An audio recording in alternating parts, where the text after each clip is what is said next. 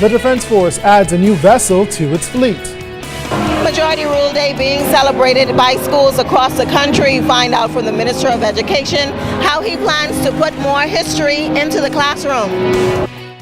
Human resources are a major part of that war on crime, and as we wrap up our series tonight, the Prime Minister tackles that ahead in the Bahamas Tonight.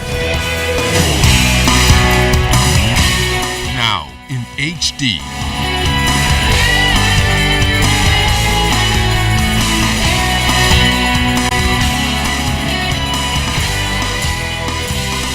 ZNS Network presents The Bahamas Tonight.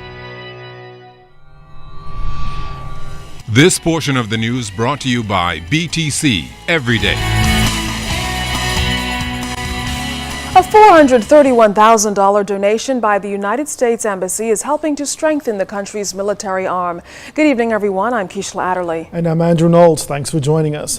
The donation made today further solidifies the bilateral relationship between the United States and the Bahamas. Candino Knowles reports tonight on how the Royal Bahamas Defense Force is set to benefit from a new secure all-around flotation-equipped patrol boat and training.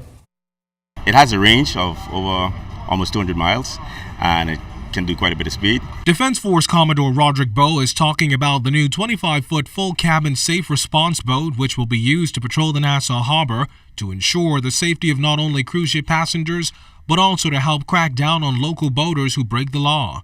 The top-of-the-line craft, with its dual 250-horsepower engines, reinforced polyethylene foam collar, and marine-grade aluminum hull, is capable of making over 40 knots. This vessel comes at a critical time.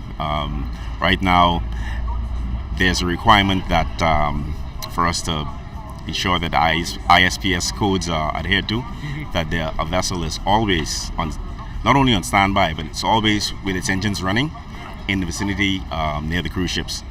The new patrol boat is just one component of an overall donation by the United States worth $431,000.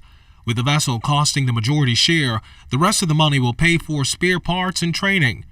During the official handing over Thursday, U.S. Chargé d'Affaires John Dinkelman talked about the ongoing mutual security cooperation between both countries. Since my arrival in this beautiful country in August of 2011, over $1.1 million in military equipment and training have been provided to the Defense Force through the United States Foreign Military Finance Program. And it is my understanding that in 2014, the RBDF will submit requests for an additional $3.7 million in training and equipment. Through that future grant, the Defense Force hopes to secure a second safe response patrol boat, among other resources. National Security Minister the Honorable Dr. Bernard Nottage, while thanking the United States for its donation, explained what's being done on the home front to help strengthen the country's military arm. The government is also in the final stages of acquiring 9 medium to long-range vessels, which are vital for addressing illicit activities occurring offshore, as well as in the shallow waters around the Bahamas. The addition of this 25-foot full-cabin response boat not only adds operational value to the sustainability of the Defense Force's security efforts, but also ensures that the Defense Force maintains a competitive advantage within the Bahamas maritime domain. As of next Monday, officers of the Harbor Patrol Unit will begin a 2-week training program before the boat is officially commissioned and added to the Defense Force fleet. Candino Knowles, ZNS Network News. The 12-hour police shift has been a subject of controversy of late, but Prime Minister Perry Christie says if certain measures are in place, it may not be the first option. Clint Watson has more on the Prime Minister's crime plan. That all able-bodied officers of the forces, security forces of our country, are eligible for this fight. Prime Minister Perry Christie says all options regarding manpower in the fight against crime are on the table. And in the case of the Royal Bahamas Defense Force, while they hope they won't have to lean heavily on them to carry out these national initiatives, they too stand ready to assist. It also could mean police won't have to work those 12-hour shifts. I'm working on the premise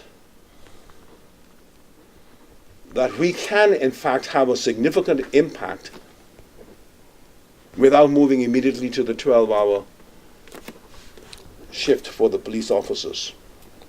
But that is something that I'm going to rely on my minister to make a judgment on and to make a judgment call on. National Security Minister Dr. Bernard Nodded says police intelligence revealed an interesting trend. What we found when we introduced the 12-hour shift was that the actual presence of police officers in communities for prolonged periods of time made a big difference. There was a reduction in homicides, a reduction in armed robbery, and less guns on the streets.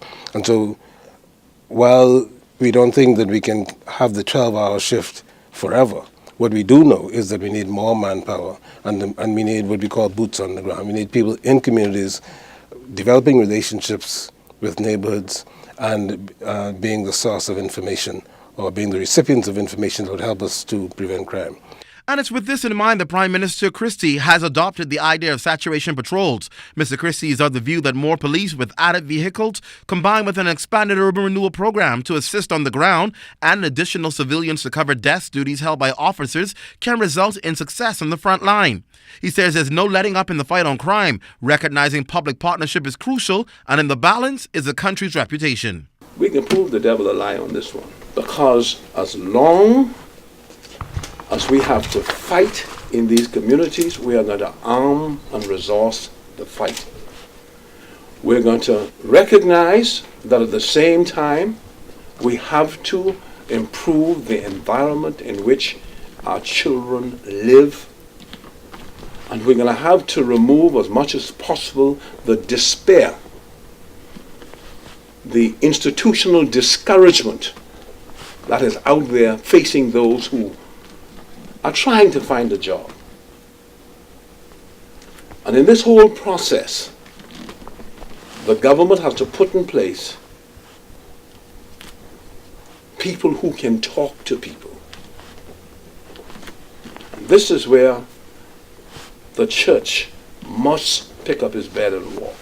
There is a direct link between unemployment and crime, and that's why Prime Minister Christie says they're expecting to provide thousands of jobs throughout the length and breadth of the Bahama Islands this year particularly. However, he recognizes that while the Family Islands will experience unprecedented economic growth, they must ensure that the same crime challenge New Providence is facing doesn't trickle to the Family Islands. Clint Watson, ZNS Network News. Bahamians could have a say in whether capital punishment will be resumed in the near future. That revealed during yesterday's opening of the legal year. And as Fern Carey tells us, the government may hold a referendum on the issue. In the midst of a public outcry for the death penalty to be enforced as a means of curbing rising criminal activity in the country, Attorney General Alison Maynard Gibson indicated during the opening of the legal year that the government is seriously considering amending the Constitution as it relates to capital punishment. This amendment will require a referendum as it would amend an entrenched provision of the Constitution. Amending of the Constitution, my lord, is not a matter of posturing or gimmickry. It must be done with prayerful consideration and a magnitude of public education. And as part of the new strategies in the war on crime, the Attorney General noted that members of the religious community and justices of the peace will be called on to play an even greater role in the justice system. Police are now routinely video recording interviews with suspects. Shortly, we shall be asking ministers of religion and justice of the peace to volunteer to attend witness interviews in police stations and at the Criminal Defense Unit, Detective Unit, CDU. These steps will enable all evidence to be put to the jury for their determination in the discretion of the court. A massive witness care campaign is also expected to be launched moving forward in an effort to protect witnesses and curb witness intimidation, which can impact the outcome of a trial. Fern Carey, ZNS Network News. Members of the Bahamas Bar Association doing their part to assist the government ahead of the proposed implementation of value-added tax this year. Bar Council President Ellsworth Johnson explains. There are senior members of the bar hard at work considering the government's proposed VAT legislation and intended changes to the Constitution for the purpose of providing an objective critique of same. As a separate venture, The bar is partnering with the police department and other non-government organizations for the purpose of providing community mediation clinics. Johnson noted that along with its responsibility to guard its integrity, the Bar Council is also working to protect residents from employing unscrupulous attorneys. This duty can only be effectively performed by a total transformation of the Legal Profession Act. For more than 10 years, there has been a consistent and sustained advocacy for amendments to the Legal Profession Act. Such amendments, now being considered, will strengthen the disciplinary process so that justice can be delivered in as timely a manner as possible. My Lord, this court has shown itself willing and able to demand and enforce standards of competence and accountability on the part of counsel and attorney appearing before it.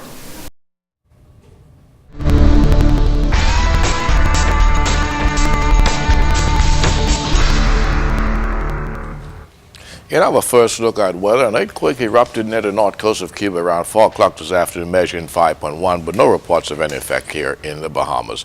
Outside of our studios just now, we have partly cloudy skies, temperatures 79 degrees, relative humidity 79%. Your winds out of the east at 8 knots, barometric pressure 1,021.4 millibars. That's 30.16 inches, and it is steady. But stay tuned. Temperatures around the Family of Islands, travel and boating forecast is still to come. Well, still ahead tonight, debate on that new bill on technology continued in Parliament overnight. And Bahamar embarks on a new training program. You're watching the Bahamas Tonight.